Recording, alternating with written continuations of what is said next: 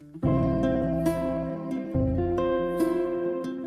दोस्तों, आज हम बात करेंगे कि डायलिसिस के दौरान आने वाले कॉम्प्लिकेशंस को प्रिकॉशंस लेते हुए कैसे मिनिमाइज कर सकते हैं।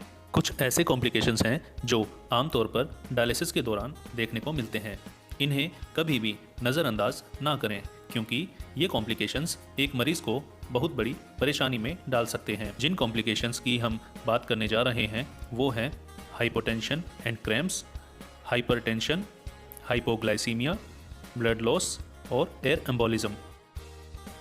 इन कॉम्प्लिकेशंस को हम 3 पॉइंट्स की मदद से समझेंगे कि इन्हें कैसे मिनिमाइज करें। सबसे पहले बात करते हैं हाइपोटेंशन के बारे में। डायलिसिस के दौरान ध्यान रखें कि मरीज का ब्लड प्रेशर बताए गए हर इंटरवल में चेक करते रहें और ब्लड प्रेशर में चेंजेस पर ध्यान दें। ब्लड प्रेशर फॉल की स्थिति में डॉक्टर से इसके बारे में बात करें। जिन मरीजों का बीपी लगभग हर डायलिसिस में कम हो जाता है वो डायलिसिस वाले दिन डॉक्टर की सलाह से बीपी की दवाई स्किप कर सकते हैं। पेशेंट का ड्राई वेट मेंटेन करने में मदद करें जिससे मसल क्रैम्प्स को मिनिमाइज किया जा सके, और अल्ट्रा फिल्ट्रेशन रेट पर ध्यान दें। जैसे अल्ट्रा फिल्ट्रेशन पेशेंट के ड्राई वेट के हिसाब से ही करें, जिससे हाइपोटेंशन और मसल क्रैम्प्स जैसे कॉम्प्लिकेशंस को मिनिमाइज किया जा सके। अब बात करते हैं हाइपरटेंशन के बारे में।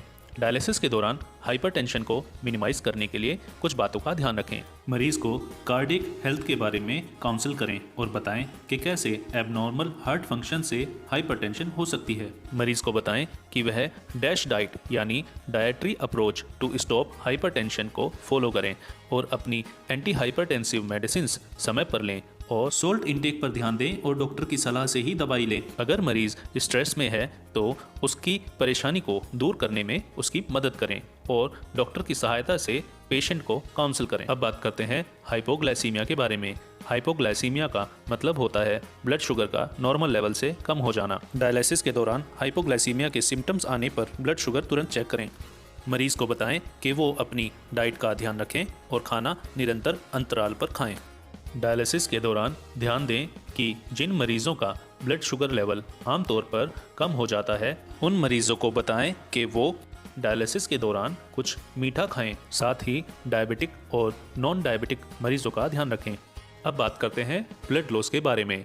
डायलिसिस के दौरान मरीज को ब्लड लॉस जैसी स्थिति से बचाने के लिए कुछ बातों का ध्यान रखें, जैसे कि जिस हाथ में फिस्टुला नीडल लगी है उसे डायलिसिस के दौरान कवर करके ना रखें, जिससे ब्लीडिंग होने की संभावना पर ध्यान दिया जा सके।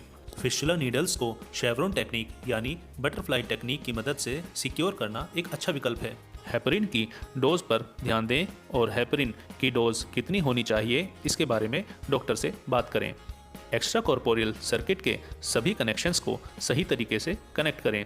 सभी पेरिफेरल लाइंस को कैप करके रखें और कैथेटर के ल्यूमन्स का भी ध्यान रखें और बीच बीच में चेक करते रहें। अब बात करते हैं एयर एम्बोलिज्म के बारे में। एयर एम्बोलिज्म का मतलब है डायलिसिस के दौरान एक्स्ट्रा कॉर्पोरियल सर्किट या मरीज के अंदर एयर का चले जाना। डायलिसिस के दौरान एयर एम्बोलिज्म को मिनिमाइज करने के लिए कुछ बातों पर ध्यान दें, जैसे कि डायलिजर प्राइमिंग के दौरान ध्यान रखें कि प्राइमिंग सही तरीके से करें जिससे सर्किट में कहीं भी एयर ना रहे। एक्स्ट्रा कॉर्पोरियल सर्किट के सभी कनेक्शंस पर ध्यान दें कि कोई भी कनेक्शन लूज ना हो। अगर मरीज को कोई आईवी इन्फ्यूजन स्टार्ट किया है तो उसका ध्यान रखें कि आईवी बैग को एम्प्टी होने से पहले बंद करें। ध्यान दें कि डायलिसिस मशीन का एयर डिटेक्टर सही तरीके से काम कर रहा है या नहीं। इन सभी बातों पर ध्यान देकर हम डायलिसिस के दौरान आने वाले इस तरह के कॉम्प्लिकेशंस को मिनिमाइज कर सकते हैं।